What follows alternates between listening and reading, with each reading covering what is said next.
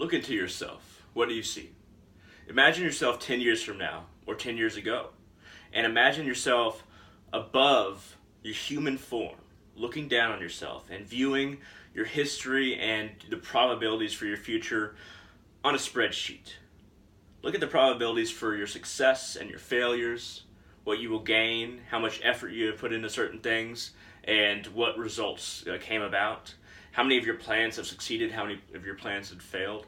Disassociate yourself for just a few minutes and truly look at yourself from a third-person point of view. And try to get rid of all the filters that we usually view people through. Or if you want to keep them and just keep the ones that you usually view other people through, then that can also be beneficial. But look into yourself. Who do you see? Who do you see when you're not trying to be biased? And we're not always trying to be biased, but subconsciously we are. We come to have this certain kind of crystal clear filter that we look at ourselves through. And it's very hard to look into ourselves.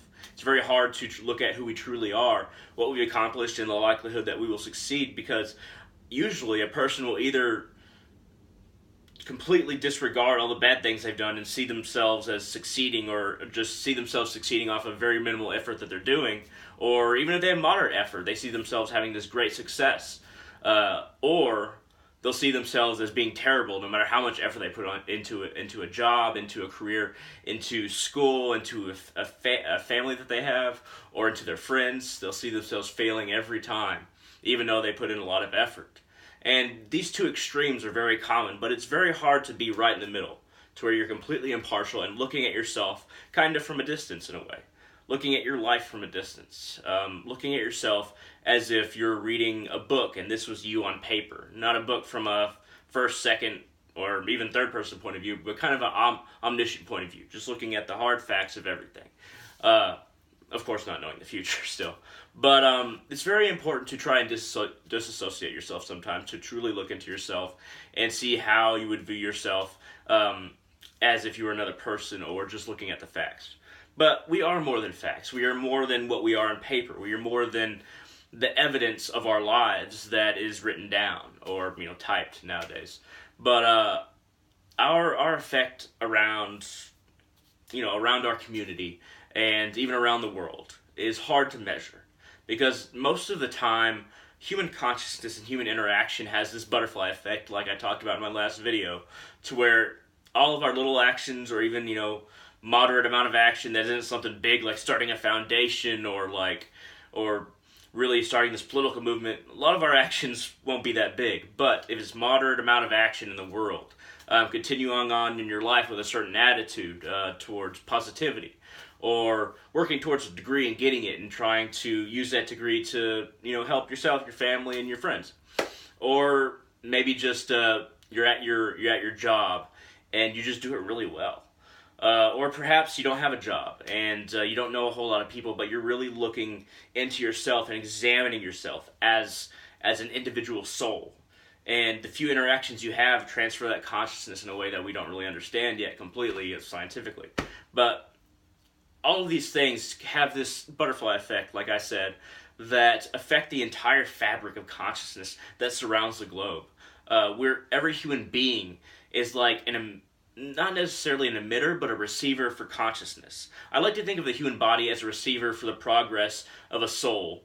And the receiver that is every human body, kind of based on where the soul is on its progression, kind of receives a certain amount of consciousness. And the choices that consciousness makes after it's filtered through all the things that we associate with our identity, our culture, our ethnicity, our religion, or lack thereof, our so-called race, and our the amount of money we have. After that consciousness is sent from the soul based on its progression, sent through all these filters, and then we start to view things through the identity that we're so familiar with. So there's a lot of steps between us and our actual soul. But I like to think of the human body as not the thing that puts out consciousness, but receives it. But every single receiver around the world that is a human being, we all have a kind of ley line connection to each other, if you will. Just imagine electrical lines to all these different receivers. And there's this, subconscious, there's this grander subconsciousness, this grander subconscious connection that all human beings have. Well, us with the universe, but especially among human beings on this planet, to everything ultimately. But human beings on this planet have this subconscious connection, and the littlest advances that we make within, or the littlest blunders, have a little bit of a ripple effect into everybody else's consciousness. Even though there may be not a lot of interaction between us, there is these little blips, and you can see that sometimes in society. Just the general mood of a society being a certain way, even though maybe it's not as in contact with different people in the society, or maybe it's a really positive atmosphere, but there still isn't a lot of contact. But you'll still feel this general consciousness that kind of exists in a certain society or culture, or town or city or state or country. And when you start to read all these things, you start to realize that viewing yourself is, you start to see how significant and how hindered you are by your influences. You start to be able to take away these filters, to truly look at yourself, to look into yourself. You have to be able to understand the connection you have with everybody else, and how you can impact everybody else. Because once you start to realize how everybody else's waves of consciousness affect you and how you can affect them, then you start to be able to understand the system. You'll see that actually helping people or just working on yourself spiritually can actually have the same effect on as far as the positivity of humanity. We send out these little ripples, even if we're just working on ourselves, and then people around us slowly start to be more positive, slowly start to really look within themselves and work on themselves. Anyway, my point is, look into yourself. Research yourself from a disassociated third-person point of view, if at all possible.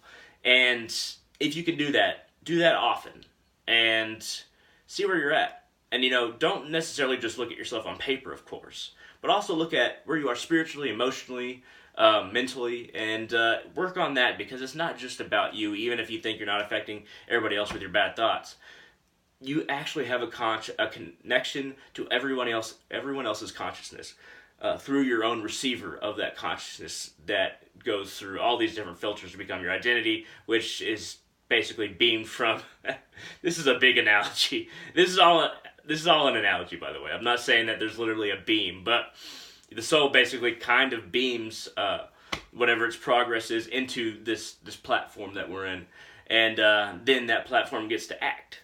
So try to understand your personal identity, look into yourself, and try to develop from wherever you're at after you find out exactly your development in the spirituality, mental, and emotional departments. But thank you very much for watching. I hope this has been interesting. It's been kind of a rant. I do a lot of rants, in case you haven't noticed. But hey, thank you very much. If you like this video, hit that thumbs up down there. I really appreciate it. And if you want to comment, ask questions, make a statement, just anything that you really want to say on the video, feel free to shoot down in the comment section below. But thank you very much, and I'll see all of you in the future.